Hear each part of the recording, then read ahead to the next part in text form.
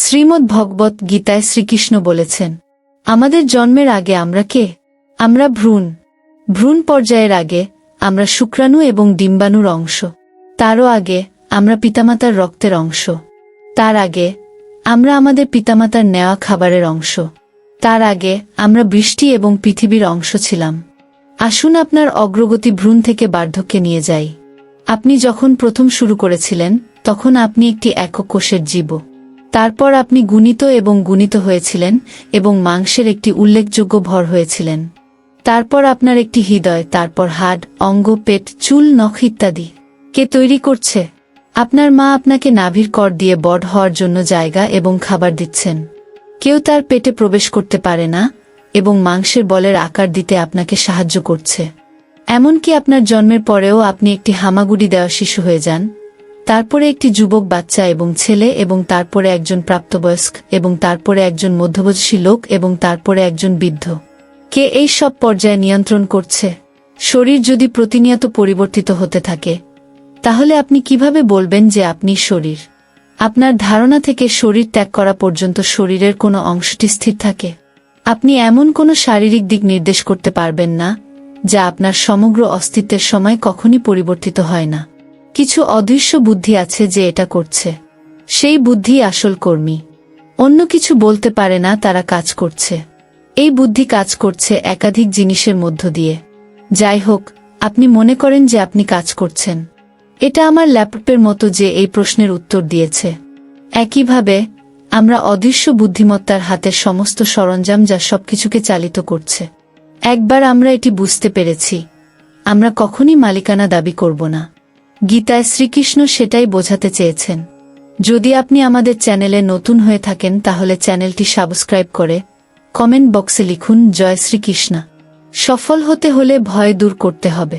গীতার এই শ্লোকে বলা হয়েছে যে অর্জুন যখন কৌরবদের বিরুদ্ধে যুদ্ধ করতে চাননি, তখন শ্রীকৃষ্ণ তাকে বলেছিলেন, তুমি নির্ভয়ে যুদ্ধ কর। নিহত হলে স্বর্গ পাবে আর জিতলে পৃথিবী শাসন করবে। তাই যে কোনো কাজে সফলতা পেতে হলে মন থেকে ভয় দূর করতে হবে। গীতাকে সনাতন ধর্মে একটি পবিত্র গ্রন্থ হিসাবে বিবেচনা করা হয়। প্রতি বছর গীতা জয়ন্তী পালিত হয় মার্গশীর্ষ মাসের শুক্লপক্ষের একাদশী তিথিতে। বিশ্বাস করা হয় যে এদিনে শ্রীকৃষ্ণ কুরুক্ষেত্রে অর্জুনকে গীতা প্রচার করেছিলেন, আর এর মাধ্যমে তিনি মানুষের কাছে জীবনের সারমর্ম বোঝানোর চেষ্টা করেছিলেন। এবছর গীতা জয়ন্তী 4 ডিসেম্বর মোক্ষদা একাদশীর দিনে পড়ছে। বিশ্বাস করা হয় যে গীতার কিছু শ্লোক মেনে চললে জীবনে প্রচুর সাফল্য পাওয়া যায়। কর্মণ্যেবধিকারস্তে মা ফলেষু কদচন মা কর্মফল হেতুর্ভূর্মা তে সংস্থ কর্মাণি। এটি শ্রীমদ্ভগবদ্গীতার একটি বিখ্যাত শ্লোক, অধ্যায় 2 শ্লোক 4-7। এর অর্থ হল, তোমার কর্তব্য শুধু কাজ করা, কাজের ফলের প্রতি কখনোই তোমার অধিকার নেই। কখনো ফলের আশায় কাজ করবে না এবং কখনো কর্ম না করার প্রবণতাতেও নিজেকে নিযোগ করবে না। ব্যাখ্যা: এই শ্লোকটি আমাদের জীবনের একটি গুরুত্বপূর্ণ শিক্ষা দেয়। এটি বলে যে আমাদের কর্তব্য হল আমাদের কাজ করা এবং আমাদের কাজের প্রতি মনোযোগ দেওয়া, কিন্তু কাজের ফলের প্রতি আমাদের অধিকার নেই। অর্থাৎ আমাদের কাজের ফল কি হবে তা আমাদের নিয়ন্ত্রণে নেই। আমাদের উচিত কাজ করে যাওয়া, কিন্তু সেই কাজের ফলের বিষয়ে বেশি চিন্তা না করা, কারণ কাজের ফল ঈশ্বরের হাতে থাকে।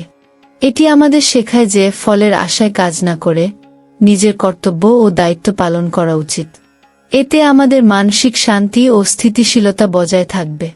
যদি আমরা সবসময় কাজের ফল নিয়ে চিন্তা করি, তাহলে আমরা হতাশা ও উদ্বেগে ভুগব। কিন্তু যদি আমরা কেবল আমাদের কাজের প্রতি মনোযোগ দিই, তাহলে আমরা আরও ভালোভাবে কাজ করতে পারব এবং ফলাফল কি হবে তা নিয়ে বেশি উদ্বিগ্ন না হয়ে নিজের কাজের মধ্যেই শান্তি খুঁজে পাব। ক্রোধোদ্ভবতী সম্য স্থিতিভ্রংশত বুদ্ধিনাশত প্রাণশতি। এটি শ্রীমদ্ভগবদ্গীতার একটি বিখ্যাত শ্লোক, অধ্যায় 2 শ্লোক 6-3। এর অর্থ হল, ক্রোধ থেকে প্রবল মোহের উৎপত্তি হয়, মোহ থেকে স্থিতিভ্রংশ হয়, স্থিতিভ্রংশ থেকে বুদ্ধিনাশ হয় এবং বুদ্ধিনাশ থেকে ব্যক্তির পতন ঘটে। ব্যাখ্যা: এই শ্লোকটি ক্রোধের পরিণতি সম্পর্কে আমাদের শিক্ষা দেয়। এটি বলে যে যখন আমরা ক্রুদ্ধ হই তখন আমাদের মন মোহাচ্ছন্ন হয়ে যায়। মোহাচ্ছন্ন অবস্থা আমাদের স্মৃতিশক্তি ও বিচার বুদ্ধি ক্ষীণ করে দেয়। যখন স্মৃতিশক্তি ও বিচার বুদ্ধি হারিয়ে যায়, তখন আমাদের বিবেচনা শক্তি ও সঠিক সিদ্ধান্ত নেয়ার ক্ষমতা নষ্ট হয়ে যায়। বুদ্ধি নষ্ট হলে আমাদের চরিত্র ও জীবনের পতন ঘটে। এটি আমাদের শেখায় যে ক্রোধ থেকে বিরত থাকা উচিত, কারণ ক্রোধ আমাদের জীবন ও চরিত্রের উপর নেতিবাচক প্রভাব ফেলে। ক্রোধ আমাদের মনকে অস্থির ও বিভ্রান্ত করে এবং আমাদের ভালোমন্দ বিবেচনার ক্ষমতা নষ্ট করে দেয়। তাই আমাদের সবসময় শান্ত ও স্থিতিশীল থাকার চেষ্টা করা উচিত এবং ক্রোধ থেকে মুক্ত থাকার জন্য মনকে নিয়ন্ত্রণ করা উচিত। অজ্ঞশ্চা শ্রদ্ধধনুশ্চ সংশয়াত্মা বিংশতি নায়ংলোকস্তি ন পরণ সুখং সংশয়াত্মন। এটি শ্রীমদ্ভগবদ্গীতার একটি শ্লোক, অধ্যায় 4, শ্লোক 4.0। এর অর্থ হল, অজ্ঞ, অবিশ্বাসী এবং সংশয়যুক্ত ব্যক্তি বিনষ্ট হয়। সংশয়যুক্ত মানুষের জন্য এই লোক পৃথিবী নেই, পরলোকও নেই এবং সুখও নেই।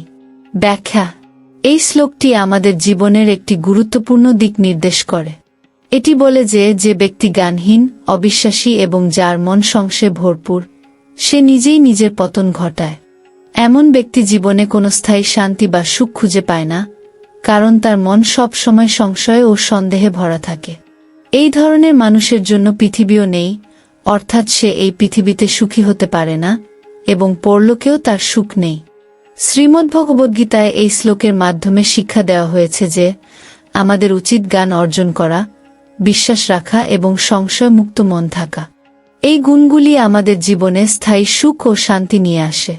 যদি আমরা সব সময় সন্দেহ ও সংশয়ে ভুগি, তাহলে আমরা কখনোই সুখী হতে পারব না এবং আমাদের জীবনের উদ্দেশ্য পূরণ হবে না। এটি আমাদের অনুপ্রাণিত করে আত্মবিশ্বাসী, বিশ্বাসযোগ্য এবং জ্ঞান অর্জনের প্রতি উৎসাহী হতে, যা আমাদের জীবনে প্রকৃত সুখ ও সাফল্য এনে দিতে পারে। সঙ্গতি সঞ্জতে কাম, কামোৎক্রোধ বিজয়তে। এটি মহাভারতের একটি উক্তি। এর অর্থ হল, যোগ মেলানোর মাধ্যমে কাম জন্মে, কামকে প্রভৃতি হওয়া থেকে বিজয় প্রাপ্ত হয়। এই উক্তিটি মহাভারতের ভীষ্ম পর্বের একটি অধ্যায়ের মধ্যে রয়েছে এবং এটি একটি গহন শিক্ষামূলক বাক্য প্রকাশ করে। এটি বলে, সঠিক সঙ্গতি ও সহযোগিতা একজনের কাছে কামের অনুকূল জন্ম দেয় এবং তার মধ্যে প্রচুর উৎসাহ তৈরি করে। যখন একজন ব্যক্তি কামের উৎসাহ অর্জন করে, তখন তার কামকে প্রভৃতি হওয়ার সুযোগ বেশি হয়। এটি আমাদের শিক্ষা দেয় যে সঠিক সঙ্গতি এবং সহযোগিতা অনেকটা কেবলমাত্র কামের অনুকূলতা সৃষ্টি করে তা নয়, বরং এটি যেসব পরিপ্রেক্ষক কারণে আমাদের জীবনে সাফল্য এনে দেয় তা তার আরেকটি মৌলিক দিক। একজন সঠিক সঙ্গতিতে থাকলে তার উদ্যম, উৎসাহ এবং কাজের প্রতি সক্রিয়তা বাড়ে, যা তাকে আরও সাফল্যের পথে এগিয়ে নিয়ে যায়। হত বই প্রপয়সী স্বর্গম, জিত্তা বোভক্ষসে মহিমা, তস্মাৎ উত্তিষ্ঠা কৌন্তেয়া যুদ্ধয়া কৃতনিশ্চয়। এটি মহাভারতের ভগবদ্গীতা পর্বের একটি উক্তি, অধ্যায় 2, শ্লোক 3-7। এর অর্থ হল, তুমি যোগ্য হলে স্বর্গে যাবে, তুমি যোগ্য হলে জয়ী হবে। তাই অর্জুন, তুমি উঠো, যুদ্ধ কর। ব্যাখ্যা: এই উক্তিটি ভগবদ্গীতা পর্বে ভগবান শ্রীকৃষ্ণ তার বন্ধু অর্জুনকে বোধহয়ে দেন। এখানে বলা হয়েছে যে একজন যোগ্য ব্যক্তি যদি মার্গে সঠিক চলে তাহলে সে স্বর্গে চলে যাবে এবং যদি সে যুদ্ধে বিজয়ী হয় তাহলে তার মহিমা অপরিমিত হবে। তাই ভগবান শ্রীকৃষ্ণ অর্জুনকে উঠুন, যুদ্ধ করুন এবং কৃত্রিম বিচার নিন। আরও কৃষ্ণ প্রেরণামূলক বক্তব্যের জন্য অনুগ্রহ করে আমাদের চ্যানেলটি লাইক এবং সাবস্ক্রাইব করুন।